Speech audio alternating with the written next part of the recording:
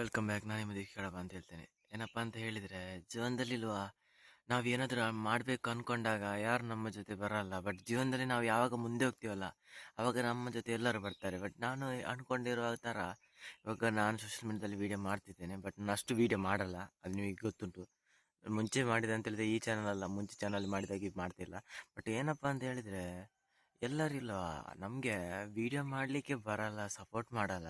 But ಏನಾದರೂ ವೀಡಿಯೋದ ಬಗ್ಗೆ ಹೇಳ್ತಾರೆ ಅಂತ ಹೇಳಿದ್ರೆ ಅವರಿಗೆ ಬರೋಕ್ಕೆ ಇಷ್ಟ ಇಲ್ಲ ಅಂದಮೇಲೆ ಅವ್ರು ಯಾಕೆ ನಮ್ಮ ವೀಡಿಯೋದಾಗೆ ಮಾತಾಡ್ಬೇಕಂತ ಅನಿಸ್ತದೆ. ಬಟ್ ಪರವಾಗಿಲ್ಲ, ಮಾತಾಡಲಿ ಹಂಗೆ ಅನಿಸ್ತದೆ. ಬಟ್ ನಾವು ಈ ವರ್ಷ ಸಕ್ಸಸ್ ಇಲ್ಲ ಅಂದ್ರೂ ಪರವಾಗಿಲ್ಲ, ನೆಕ್ಸ್ಟ್ ವರ್ಷ ಸಿಗುತ್ತೆ ಅಂತ ನಾನು ನಂಬಿದ್ದೇನೆ.